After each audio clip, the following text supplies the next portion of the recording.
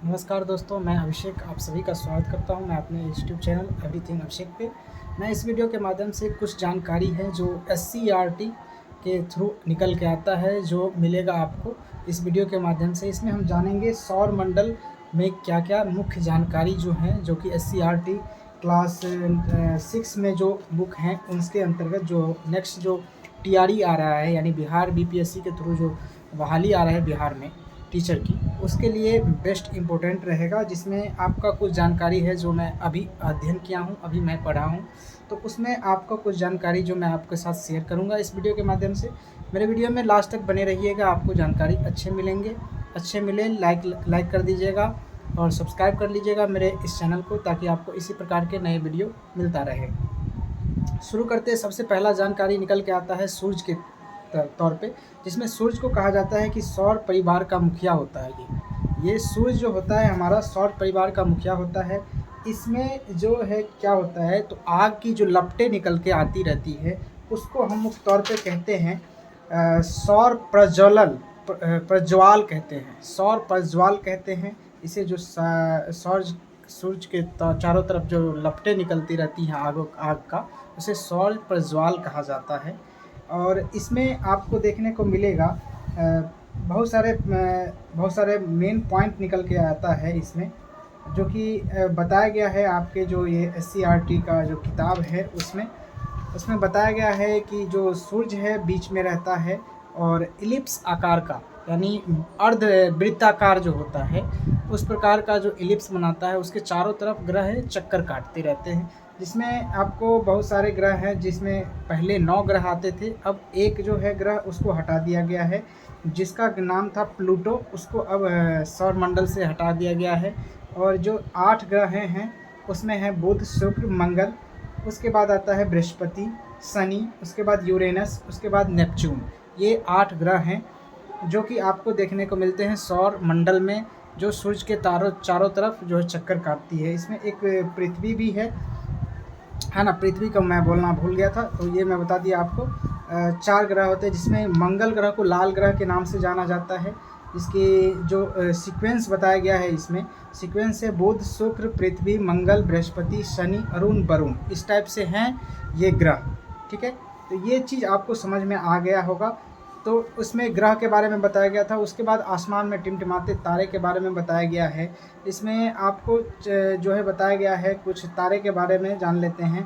तारे हमसे बहुत दूर पे हैं, फिर भी वो हमारे पास जो रोशनी आती है वो लगभग 4 वर्ष लग जाते हैं। तारों से जो रोशनी आती है, जो लाइट निकल के आती है तारा से, जो कि हमारे पृथ्वी पर पहुंचती है, वो 4 वर्ष लग जाते हैं उनको पृथ्वी तक पहुंचने में। इसी क्रम में हम देखेंगे कि 8 मिनट में जो है कि सूरज से जो रोशनी है वो हमारे पृथ्वी पर पहुंचती है। हाँ, उसके बाद जो है इसमें देखते हैं कि तारे क्यों टमटमाते हैं, तो काफ़ी दूरी होने के कारण ये हमें टिमटिमा कर दिखते हैं तारे। ये मेन काउज बताया गया है इसमें, एससीईआरटी के थ्रू मैं बता रहा हूँ। क्षुद्र ग्रह की माने तो क्षुद्र ग्रह जो होता है वो छोटे छोटे पिंड होते हैं, जो सूरज के चारों तरफ चक्कर का लगाते हैं ग्रह के जैसे ही। जिसमें आपको देखा जाए तो मैक्सिमम क्षुद्र ग्रह है जो कि बृहस्पति और शुक्र के बीच में ही दिखाई देते हैं। और एक और जानकारी आपको इसी वीडियो के माध्यम से मिलेगा, ताकि आपको अच्छे तरीके से समझ में आए। उसके बाद है पृथ्वी जो हमारा घर कहा जाता है। पृथ्वी यानी हमारा घर, यही पूछ दे कि हमारा घर क्या है और ग्रहों का नाम दे दिया जाए, तो उसमें निश्चित रूप से आप पृथ्वी को टिक आउट करेंगे। उसके बाद निकल के आता है आपका कि पृथ्वी पर कितने प्रतिशत पानी है, तो यानी 71%, 71% जो है कि वाटर है, और 29% जो है कि स्थल है, यानी भूमि है, भूभाग है। जिसके कारण हमारी जो पृथ्वी है कई कलरों में दिखाई देती है। मैक्सिमम जो है कि नीला कलर में दिखाई देती है। नीला कलर इसलिए दिखाई देती है कि 71% वाटर है, और वाटर को अंतरिक्ष से जब देखा जाता है तो वो ब्लू कलर में दिखाई देती है। इसी वजह से पृथ्वी को नीला ग्रह भी कहा जाता है। ये चीज़ आपको समझ में आए होंगे।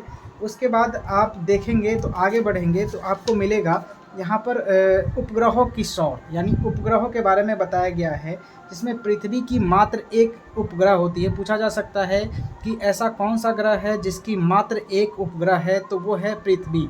जो उपग्रह है उसका नाम है चंद्रमा। ठीक है, ये पृथ्वी के चारों ओर चक्कर लगाती है चंद्रमा। ठीक है, इसमें क्या होता है, तो पृथ्वी के जो चारों तरफ जो चक्कर लगाती है उसमें उनका जो है प्रक्रमण काल 27 दिन लग जाता है। 27 दिन 8 घंटे में वो पूरा कर लेती है, पृथ्वी के चारों तरफ चक्कर लगा लेती है।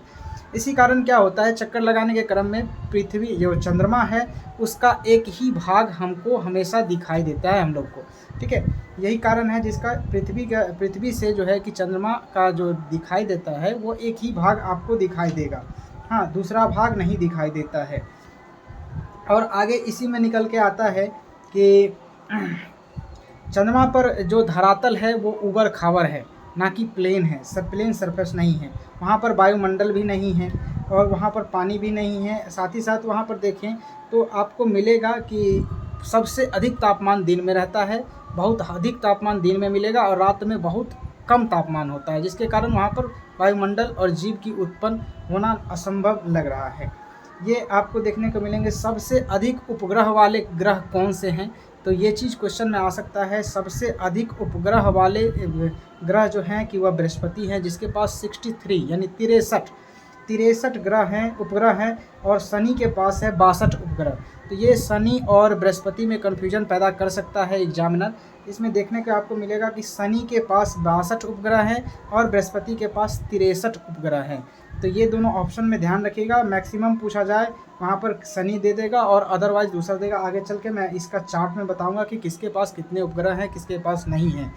आगे इसी में क्रम में आगे बढ़ते हुए आपको मिलेगा जो कि सबसे बड़ा क्षुद्र ग्रह के बारे में अगर जानते हैं तो बृहस्पति ग्रह का जो बृहस्पति ग्रह के बीच में जो आता है क्षुद्र ग्रह, वो है आपका क्षुद्र ग्रह जिसका नाम है सीरस नाम से क्षुद्र ग्रह है, जो वायुमंडल में कह लें या फिर बृहस्पति ग्रह और शुक्र ग्रह के बीच में जो क्षुद्र ग्रह है उसमें आता है। ये सीरस ग्रह सबसे बड़ा क्षुद्र ग्रह कहा जाता है।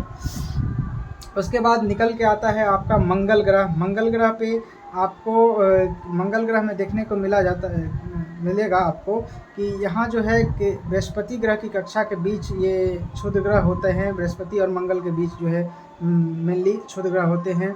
मंगल ग्रह पे भी उसी प्रकार से है, वायुमंडल नहीं है, जल नहीं है, तो यहाँ पर भी जीवन उत्पन्न होना असंभव है। तो ये आगे आपका जो चार्ट के तौर पे दिया गया जानकारी है, जिसमें ग्रहों की परिक्रमा अवधि एवं उपग्रहों की संख्या का विवरण दिया गया है। इस चार्ट के माध्यम से हम समझेंगे, जिसमें पहला नंबर पे है बुध ग्रह में कहा जाता है कि 58.6 दिन 58 यानी 58.6 डेज जो है कि उसको अपने अक्ष पर घूमने में लगते हैं। उसके बाद परिक्रमा करने में, सूर्य के चारों ओर परिक्रमा करने में उसको 87.97 दिन लगते हैं, यानी 87.97 डेज लगते हैं जो सूर्य के चारों तरफ परिक्रमा करने में। उसके बाद इनके पास जो है कि शून्य उपग्रह हैं। उपग्रह बुध और शुक्र के पास शून्य हैं। पूछा जाएगा बुध और शुक्र के पास शून्य उपग्रह हैं। पृथ्वी के पास मात्र एक उपग्रह हैं। मंगल, बृहस्पति, शनि, यूरेनस और नेपच्यून। यूरेनस अरुण कहा जाता है हिंदी में, नेपच्यून वरुण कहा जाता है। ध्यान रखेंगे, ये कन्फ्यूजन पैदा करने वाला क्वेश्चन हो सकता है। यहाँ पर यूरेनस अरुण कहा जाता है, नेपच्यून वरुण कहा जाता है, समझ लेंगे। अरुण के पास 27 उपग्रह हैं और वरुण के पास 13 उपग्रह हैं। शनि के पास 62 उपग्रह हैं, बृहस्पति के पास 63 उपग्रह हैं, मंगल के पास मात्र 2 उपग्रह हैं। ये जानकारी आपको अच्छा लगा होगा। उसके बाद उल्का पिंड के बारे में कहा गया है। उल्का पिंड में होता क्या है, तो क्षुद्र ग्रह से जो टूटकर बहुत सारे ऐसे पार्टिकल हैं, ऐसे कह ले तो पार्ट हैं जो कि वायुमंडल में चक्कर काट रहे हैं। उन्हीं पार्ट में से कुछ पार्ट टूट करके जब ज़मीन पर गिरते हैं तो वायुमंडल में वायु के घर्षण के कारण उसमें गर्मी पैदा होती है, जिसके कारण उसमें आग लग जाता है और वो जलकर नीचे रोशनी पैदा करते हुए गिरते हैं। उसे उल्का पिंड भी कहा जाता है। कई बार ऐसा देखा गया है कि उल्का पिंड गिरते हैं तो ज़मीन पर गड्ढे हो जाते हैं। वो इस क्रम में होते हैं क्योंकि वहाँ पर जो घर्षण होता है उसमें वो पूरी तरीक़ा से नहीं जल पाते हैं, जिसके कारण वो ज़मीन पर आकर गिर जाते हैं, जिससे वो बहुत बड़ा गड्ढा टाइप से बना देता है।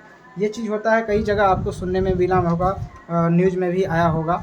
ये है। उसके बाद आपके आगे जो निकल के आता है आकाश गंगाएँ के बारे में। ब्रह्मांड में अनेकों आकाश गंगाएँ हैं, जिनमें से कुछ आकाश गंगाएँ आपको रात्रि के समय में दिखाई देते हैं, जिसमें जैसे वो अंधेरा वाली रात होती है, अमावस्या वाली रात होती है, उसमें अच्छे तरीके से दिखाई देंगे। और ज़्यादा पॉल्यूशन होने के कारण किसी महीने में नहीं दिखाई देते हैं। मैक्सिमम बरसात के जो मौसम होते हैं उसमें दिखाई देते हैं आपको आकाशगंगे। आकाशगंगा में होता क्या है, तो बहुत सारे तारों का गुच्छा होता है, बहुत सारे तारों का समूह होता है, जो एक साथ एक पट्टी के तौर पे दिखाई देता है आकाश में, उसे ही आकाशगंगा कहा जाता है। ये बहुत सारे आकाशगंगाएँ हमारे जो आकाश में हैं वो हैं। ये निश्चित तौर पे आप लोग जो देखते होंगे उत्तर से दक्षिण की तरफ जो आकाशगंगाएँ देखते हैं, इसको मंदाकिनी भी कहा जाता है। और एक और जानकारी मैं दे दूं, जो आकाशगंगाएँ हैं वो मैक्सिमम रूप से आपको दिखने को मिलेगा बरसात के मौसम में ही, ठीक है। सप्तऋषि, उसके बाद आता है सप्तऋषि, यानी तारों का एक समूह, स्पेसिफिक समूह, जिसे विशिष्ट समूह कह सकते हैं आप। तारों का एक विशिष्ट समूह, जिसमें आपको 7 तारों का एक समूह दिखेगा, जिससे उत्तर दिशा का निर्धारण भी कर सकते हैं हम लोग। उसी के समीप आपको ध्रुव तारा भी दिखेगा। और जो ये सप्तऋषि हैं, सप्तऋषि जो तारे हैं, ये सातों तारे ध्रुव तारा के चारों तरफ चक्कर काटते हैं, आपको देखने को मिलेगा। आप शाम में देखेंगे तो आपको एक तरफ दिखाई देगा, और जब सुबह 4 बजे सुबह में आप देखेंगे तो वो दूसरे तरफ दिखाई देगा, यानी फुल नाइट में वो चारों तरफ चक्कर काट लेता है एक बार, ये होता है। और इसी क्रम में हम देखेंगे तो सप्तऋषि को जो तारा है, सप्तऋषि जो तारे हैं, इनके भारतीय विद्वानों ने इनका नामकरण कर दिया है, जिन्हें 7 ऋषि के नाम से जाना जाता है, जो वेद में जो लिखा गया है उसी टाइप से दिया गया है। पहला ऋषि के नाम, पहला तारा जो है, जो ऋषि है, ऋतु तारा है। ऋतु है, पुला है, पुलत्स्य है, अत्रि है, वशिष्ठ है, उसके बाद अंगीरा है और मारीची है। ये 7 ऋषि के नाम पर ये सप्तऋषि तारे बनाए गए हैं, नामकरण इसका कर दिया गया है भारतीय विद्वानों के अनुसार। और यूनानी ग्रंथों के अनुसार जाने तो इसमें आपको देखने को मिलेंगे अल्फा, बीटा, गामा और एपिसिलोन एवं एटा, जेटा। ये 7 तारे हैं। मैं फिर से दोहरा दूं, यूनानी ग्रंथों के अनुसार अल्फा है, बीटा है, गामा है, डेल्टा है, उसके बाद एपिसिलोन है, उसके बाद एटा है एवं जेटा है, लास्ट जेटा है। ऋतु एवं पुला, एक जानकारी है नोट में कि ऋतु एवं पुला को मिलाने वाली रेखा उत्तर दिशा का सूचक माना जाता है।